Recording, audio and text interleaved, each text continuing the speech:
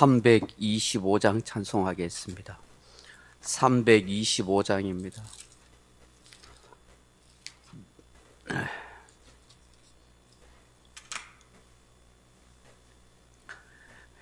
예수가 함께 계시니 시험이 오나 겁없네.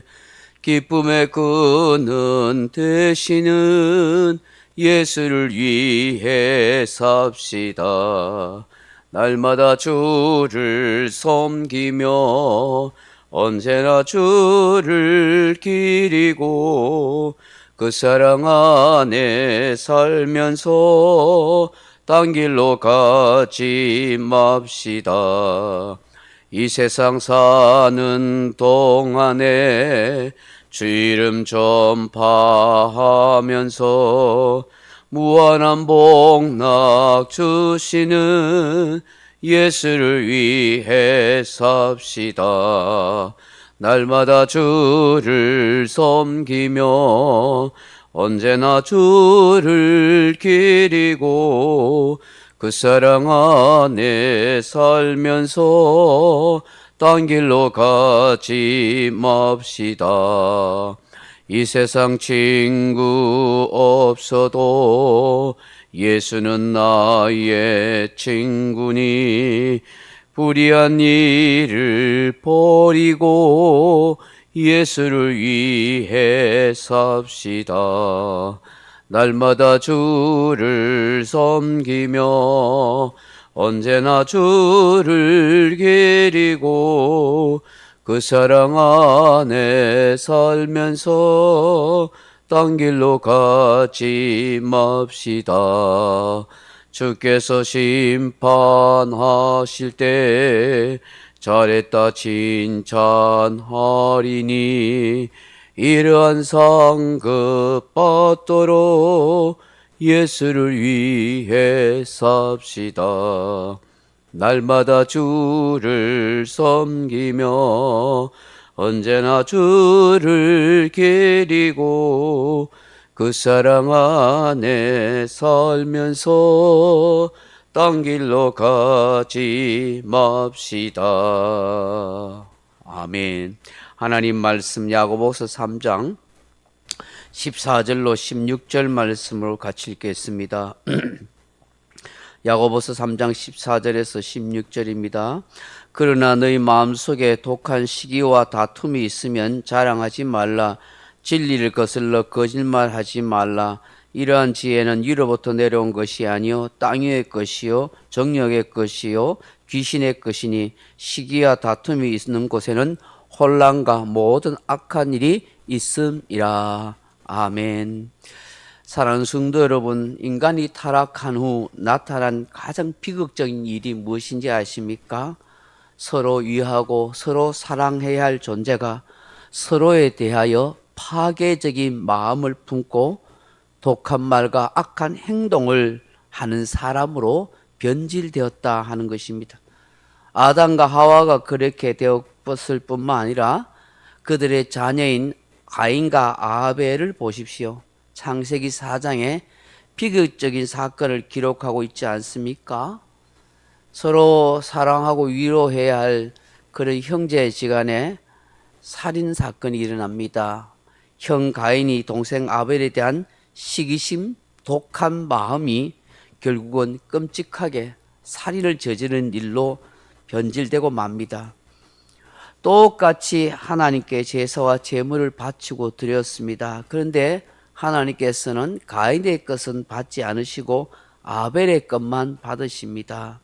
그렇다고 한다면 가인은 자신을 돌아보고 반성해야 됩니다. 내가 하나님 앞에 믿음의 제사를 제대로 드리지 못했구나. 정성 어린 예물을 드리지 못했구나. 그렇다면 다음에는 더 정성 어린 그런 제물과 예물을 그리고 하나님 앞에 제사를 드려야겠다. 그렇게 회개하고 반성해야 하는 것이 마땅하지 않겠습니까?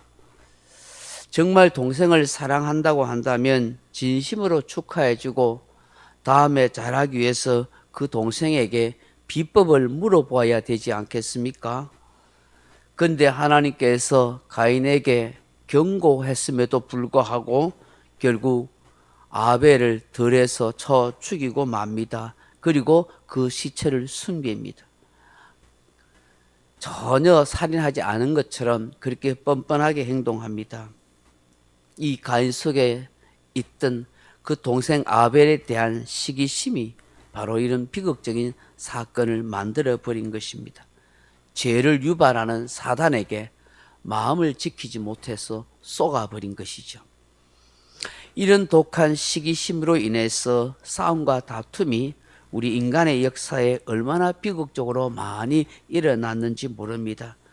전부 사탄 마귀에게 농락당한 인간의 슬프고도 비참한 역사인 것입니다. 성경을 보십시오. 또 사울과 다윗 왕의 이야기도 여러분 생각해 보십시오.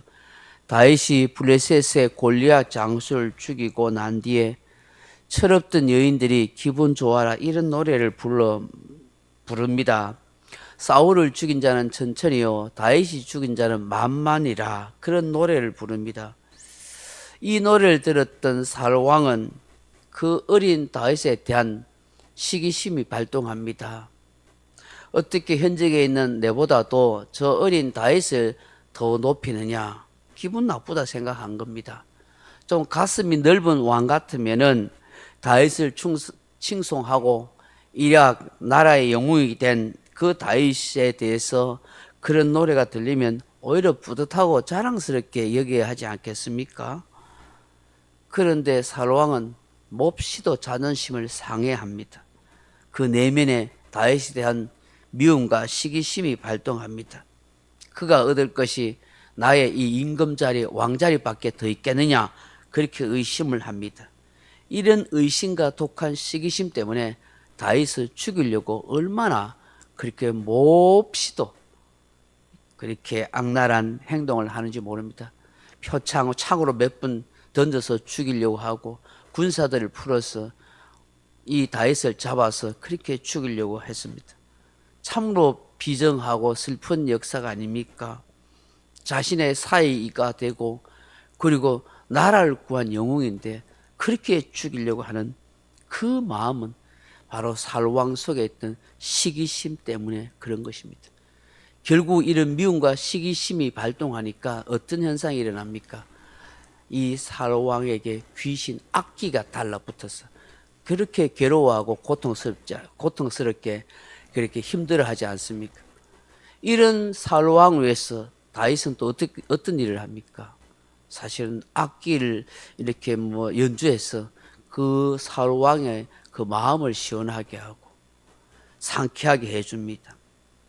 그런데도 여전히 다윗을 미워하고 시기하고 평생을 그런 마음을 품고 있다가 비극적인 죽음을 맞이하지 않습니까? 하나님의 섭리 가운데 있기도 하지만 예수님에 대한 독한 시기심을 가졌던 수많은 대제사장들과 바리새인들에 의해서 결국 예수님은 십자가에 못 박아 죽게 됩니다. 타락한 본성을 가진 우리 인간들 속에는 평생 사라지지 않는 마음이 시기심, 질투심이라는 사실을 우리는 알아야 합니다. 우리 그리스도인들도 예외가 아닙니다.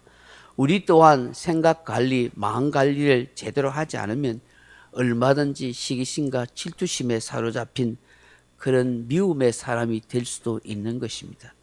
사도 야고보도 우리 그리스도인들도 마음속에 독한 시기와 다툼이 있을 수 있다라고 말씀합니다. 근데 그런 마음이 있으면 결코 자랑하지 말라고 하십니다. 거짓된 입술로 위선의 장막을 치지 말라 하십니다. 진리를 거슬러 거짓말하는 사람이 되지 말라 하십니다. 마음속에 독한 시기와 질투심이 있으면 결국은 사람을 아름답게 대하지 못합니다. 친절하고 사랑스럽게 대하지 못합니다. 위선적인 말로 꾸미기 좋아하고 그리고 다른 사람에 대해서 굉장히 비난하는 말을 하게 되는 것입니다. 이러한 것은 지혜라기보다는 관계가 될 수가 있는 것입니다. 사도 야고보는 이러한 행위가 땅 위의 행위다, 정욕의 것이다, 귀신의 것이다 라고 말씀합니다. 시기와 다툼이 있는 곳에는 혼란이 있고 모든 악한 일이 발생한다라고 말씀합니다. 사랑하는 성도 여러분, 잠언 14장 30절에 보면 이런 말씀이 있습니다. 평온한 마음은 육신의 생명이나 시기는 뼈를 썩게 하느니라. 우리는 이 말씀을 가슴에 잘 새기며 살아야 합니다. 내 안에 시기심이 있으면 육신의 건강도 잃을 뿐만 아니라 마음의 평안도 잃어버리는 것입니다. 우리가 오랫동안 건강하고 마음의 평안을 누리며 살아가기 위해서는 남과 비교하려고도 하지 말고 어떤 시기심도 질투심도 가지지 않으려고 많은 노력을 해야 합니다. 기도하여서 하나님 앞에 정말 마음 평안하게 살아갈 수 있도록 영적으로 더 건강한 사람이 될 수 있도록 은혜를 구할 수 있는 저와 여러분 되길 주님의 이름으로 축원합니다. 각자 기도하시다가 돌아가시기 바랍니다.